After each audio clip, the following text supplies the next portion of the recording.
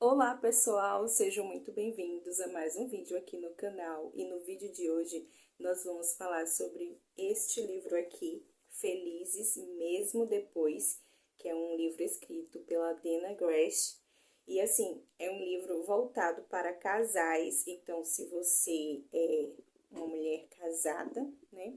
Ou se você estiver noiva também, eu diria que é um livro muito bom, né, para nós mulheres casadas, noivas, ou mesmo mulheres que já foram casadas, que estão viúvas no momento, mas que pretende casar, enfim.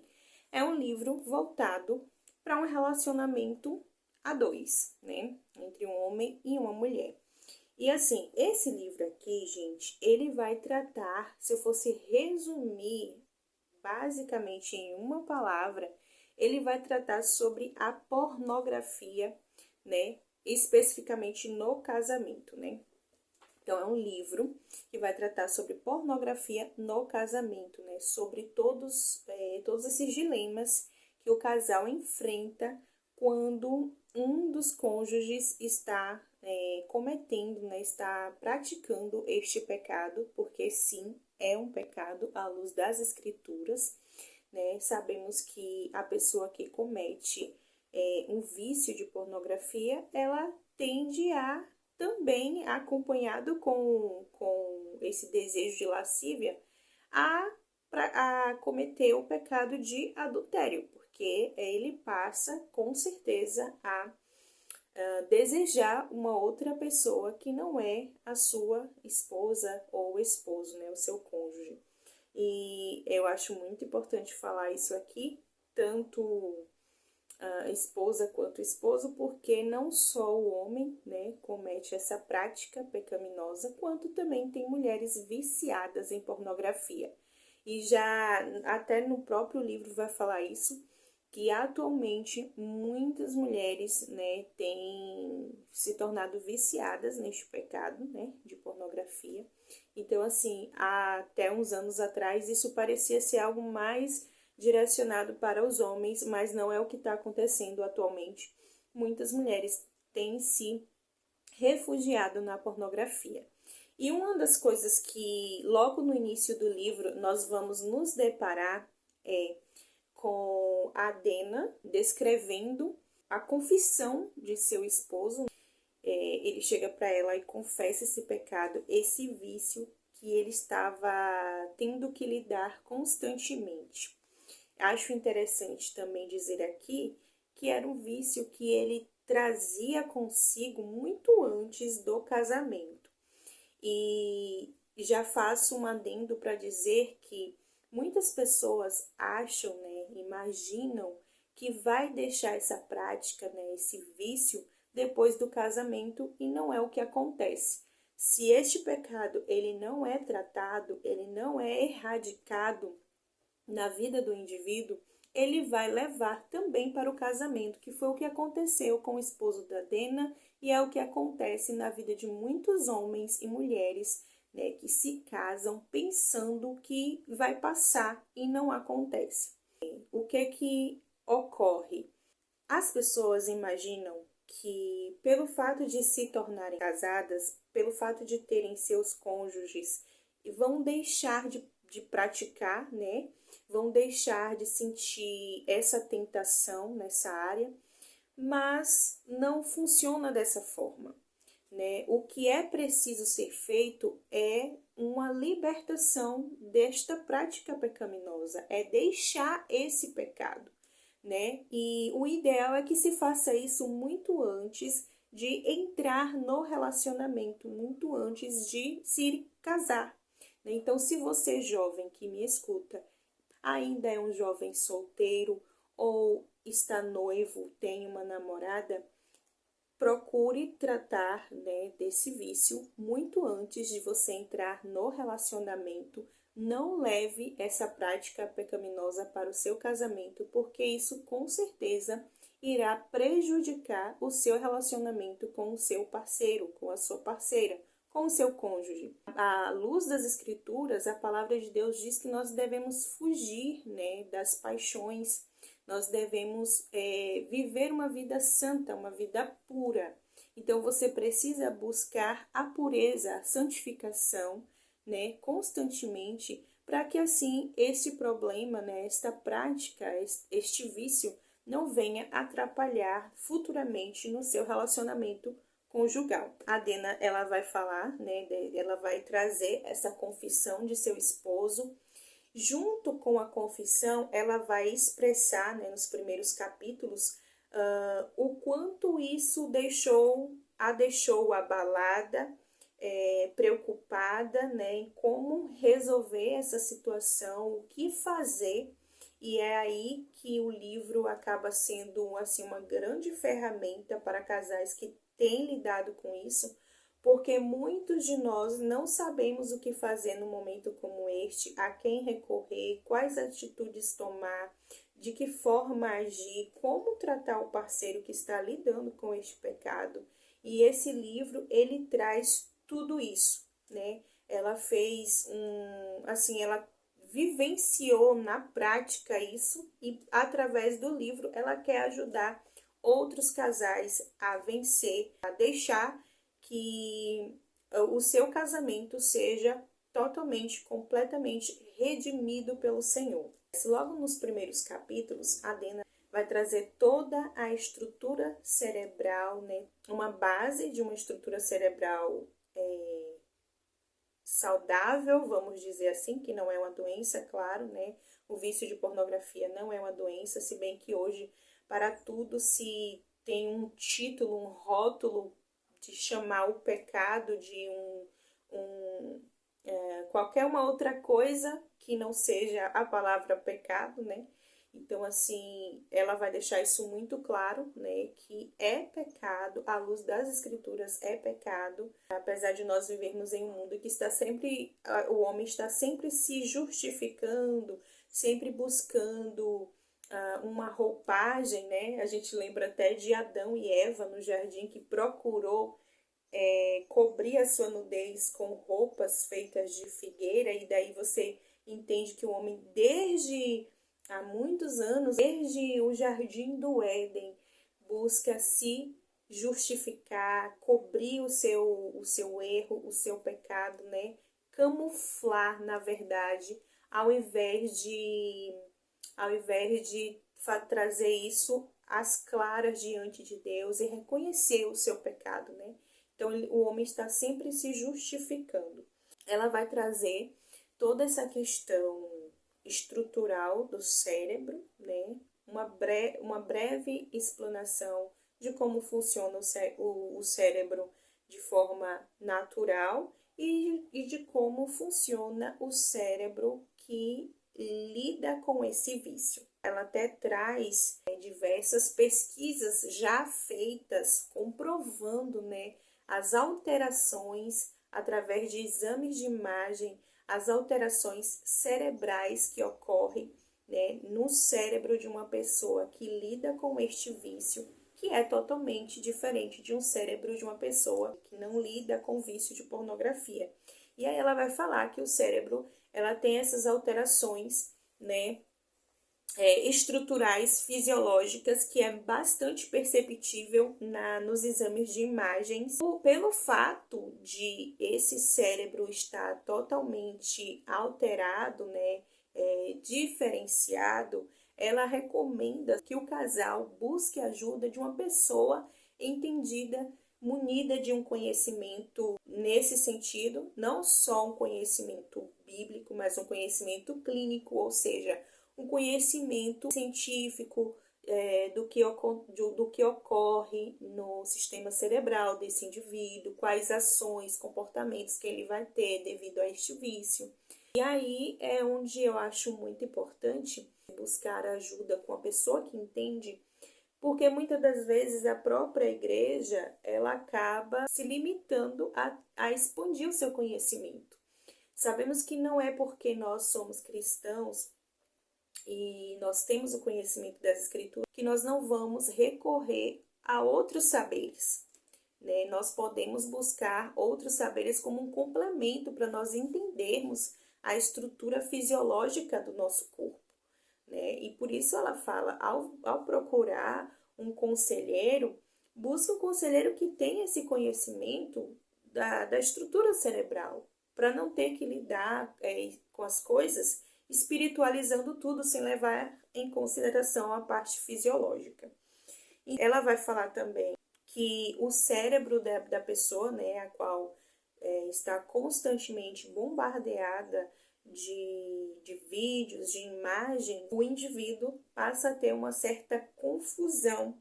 Ele substitui o real pela pornografia. Então, geralmente, essas pessoas que são viciadas na pornografia, elas passam a ter, a grosso modo, elas passam a ter uma dificuldade de se relacionar sexualmente na prática, no real, porque ela está tão viciada no virtual, de consumir com os olhos, que na prática, geralmente, essas pessoas ela não finalizam, ela não alcança o prazer e não dá prazer para o outro, né? E por isso que é tão importante tratar isso antes do casamento, porque a gente sabe que quando você se une a um homem ou a uma mulher, né, passa a ter a vida dois, sabemos que existe aí um compromisso de satisfazer e de ser satisfeito um no outro. Sabemos que existe ali um compromisso de um satisfazer o outro e ambos obterem um prazer pleno, né, um prazer sexualmente compartilhado um com o outro. Então, o que acontece? Geralmente essas pessoas elas acabam se recorrendo à pornografia e não cumpre o seu dever, né, o seu compromisso com o seu parceiro, deixando o parceiro de lado para ir se realizar, né, através do consumo da pornografia. Pode ocorrer não só uma negligência dentro do casamento com o parceiro, como também possivelmente esse indivíduo viciado na pornografia, ele talvez queira substituir, né, o parceiro atual por outros parceiros, né, por outras pessoas que não seja o cônjuge, levando então a cometer o pecado de adultério. E aí que entra também a questão de que o pecado de adultério não se comete apenas na prática, mas também nas intenções do coração, né? O Senhor Jesus, ele disse isso, que se então somente um homem atentar para uma outra mulher, né, que não seja a sua mulher, atentar para uma outra mulher, ele está cometendo adultério com ela. E a gente sabe que o atentar é desejar, né, fantasiar mesmo, mesmo que não seja ali real, mas fantasiar na mente tendo relações com uma outra pessoa que não seja o seu cônjuge, a qual você fez uma aliança com esta pessoa, né? O casamento é feito de uma aliança, né? De um compromisso. E, sinceramente, parece algo muito surreal hoje em dia, né? Porque nós vivemos em um mundo, em uma sociedade em que tem se banalizado o casamento cada vez mais, e isso parece meio que uma utopia, viver uma vida fiel a apenas uma pessoa, né? Como se hoje para o mundo fosse algo impossível, porque as pessoas estão sempre em busca de trocar o parceiro, em busca de satisfazer seus próprios desejos, a sua luxúria. Ainda sobre os desafios que o casal passa a enfrentar diante deste vício, né? A Dena, ela vai falar por experiência própria sobre o sentimento de culpa, né, que a mulher ela passa a carregar, ou o homem, né, não podemos esquecer isso, que a mulher ou o homem passa a carregar. Com certeza, o parceiro se deparando com esta situação em que o seu cônjuge está buscando se satisfazer de outra maneira e não no leito conjugal, né, e não na sua própria esposa ou esposo, o que que acontece? Ela passa a ter esse sentimento de culpa, de surgir esses pensamentos de: será que eu não sou suficiente para ele?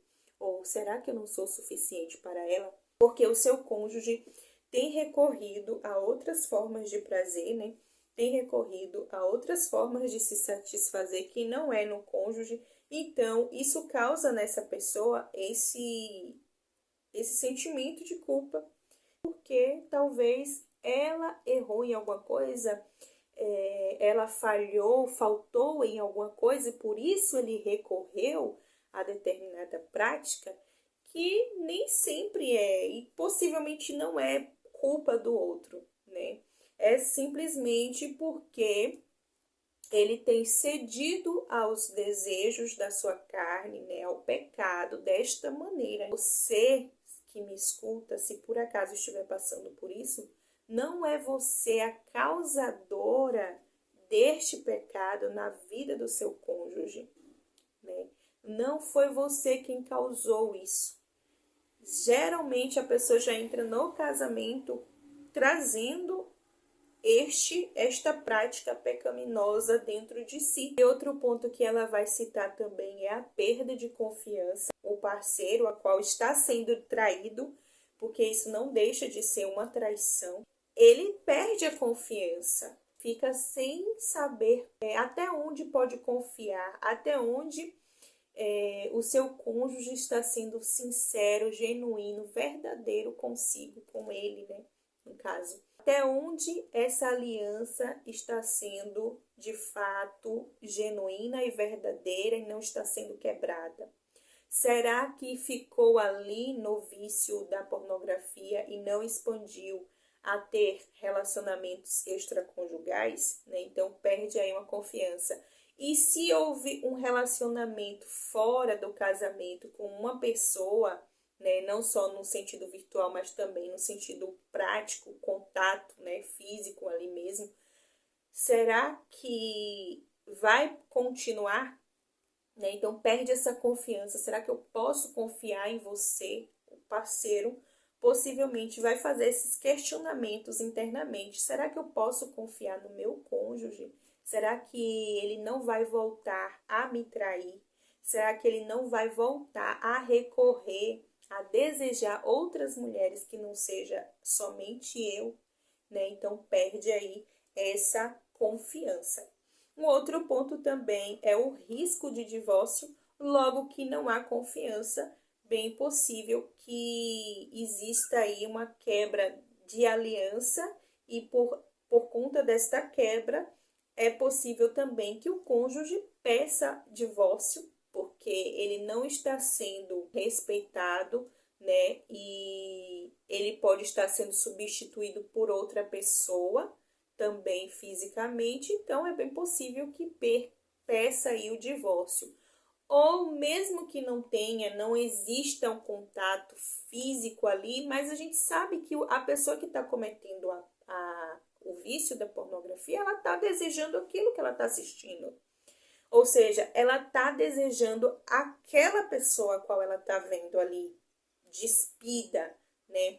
A qual ela está vendo ali exposta. A pessoa que está do outro lado assistindo está fantasiando com aquela pessoa e não desfrutando do leito, né? Daquilo que Deus concedeu para o casal, que é o sexo, que é o prazer a dois. Então, é bem possível, sim, que um dos cônjuges irá pedir aí o divórcio, né? Se esse problema não for erradicado, se esse pecado não for deixado. Existe também a vergonha e a vulnerabilidade. Isso tudo, como, por exemplo, sentimento de culpa, falta de confiança, né? Perda de confiança, possivelmente um pensamento no divórcio ou mesmo chegar a pedir o divórcio, e também a vergonha e a vulnerabilidade, todos esses sentimentos e enfrentamentos causados dentro daquele que está sendo traído. Como eu volto a dizer, existe uma aliança ali que precisa ser respeitada, que precisa ser mantida. Falar em aliança hoje parece ser também algo fora do comum, fora do normal. Parece que as pessoas hoje não sabem o que é ter uma aliança, né? Um compromisso, né? É como se você tivesse...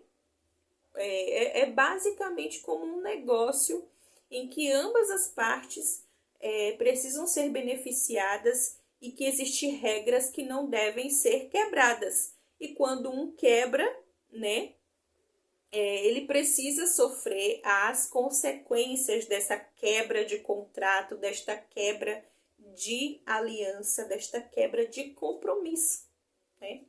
Nós vemos nas Escrituras um Deus que está constantemente nos dando exemplo de compromisso, exemplo de aliança. Ele fez alianças, diversas alianças com o homem.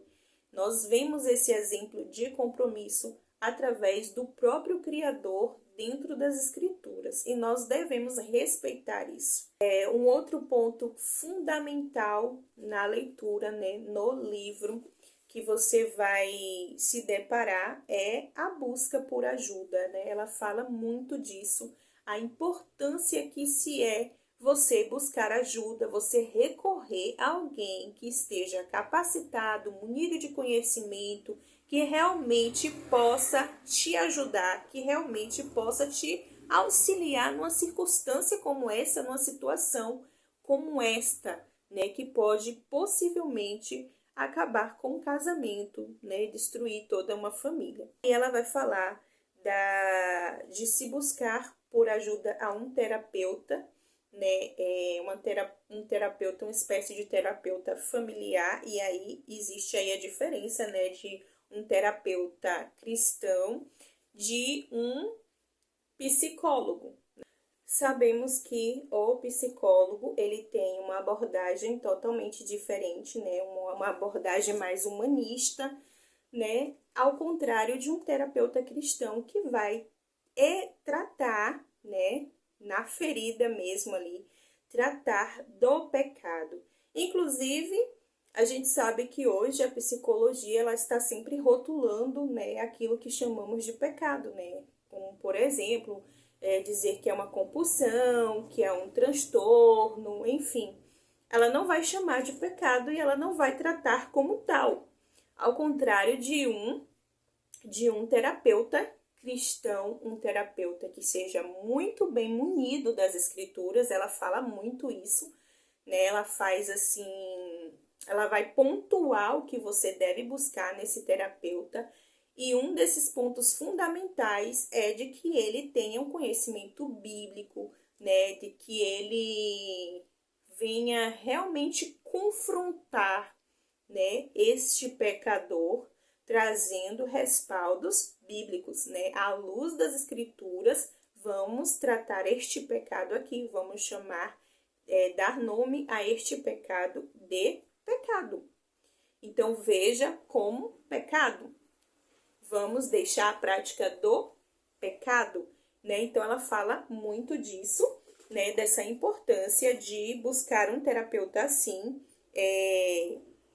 E também não só o conhecimento bíblico, mas, como eu falei anteriormente, um conhecimento também com uma base aí científica, conhecer a estrutura cerebral, como funciona o cérebro, qual a diferença, o que ocorre no cérebro de uma pessoa que está lidando com essa compulsão, né, nessa área, né, sexual, nesse vício da pornografia, como fica a estrutura cerebral dele, né? Ter um pouquinho de noção do que é os neurônios, o cérebro, enfim. Então ela fala assim para buscar uma pessoa assim.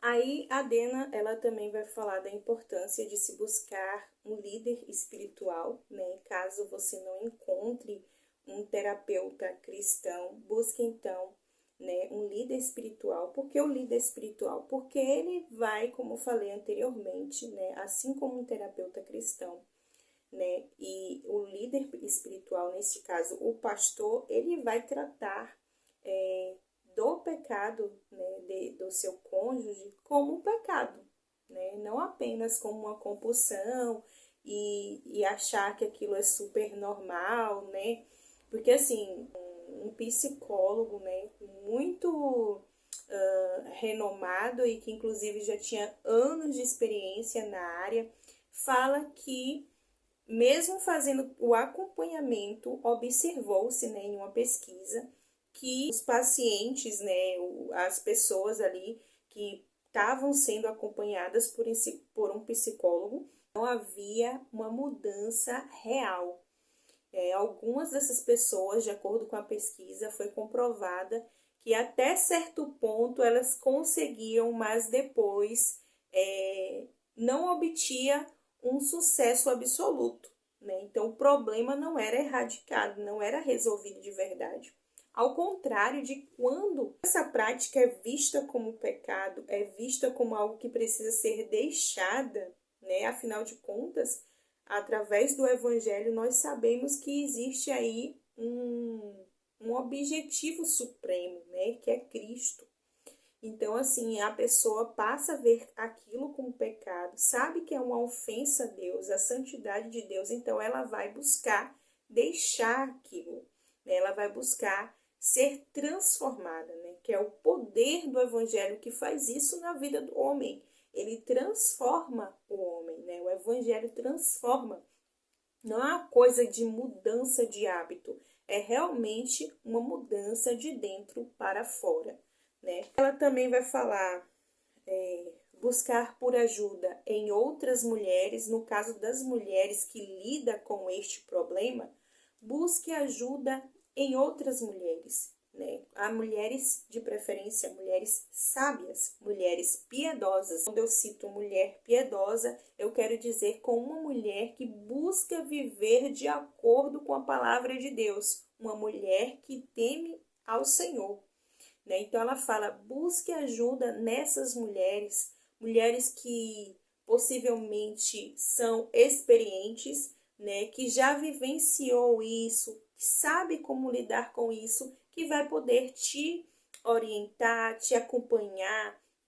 E aí esse acompanhamento pode ser feito através de uma oração conjunta, né, com esta mulher, de leitura bíblica juntas, né, de dividir o fardo, né. E no caso dos homens, busquem homens piedosos, busquem estar envolvidos com outros homens, né, na casa de Deus, na igreja, homens também piedosos, ou seja, homens tementes ao Senhor, que ame a palavra do Senhor e que busque viver a palavra de Deus na prática, né? Então ela faz todo esse aparato, né, esse conjunto do que você deve buscar, né? Não é simplesmente chegar e falar com qualquer pessoa, é buscar as pessoas certas, pessoas que são potenciais ajuda para você, né? Que realmente vai te ajudar nessa caminhada a lidar com este problema. Por fim, ela vai falar que o processo de mudança, né, neste percurso no casamento é um processo feito em conjunto. Então, assim, por que a Dena conseguiu lidar com esta situação no seu casamento? Porque o seu esposo estava disposto a se sujeitar a essas mudanças. O seu esposo estava disposto a buscar ajuda, né? Ele buscou ajuda na igreja com outros homens, buscou a fazer, né, todo aquele acompanhamento que se deve ter no discipulado, né? Se sujeitou a outras pessoas que estavam, não é que essa outra pessoa era espiritualmente mais forte ou era um super redimido, não é isso.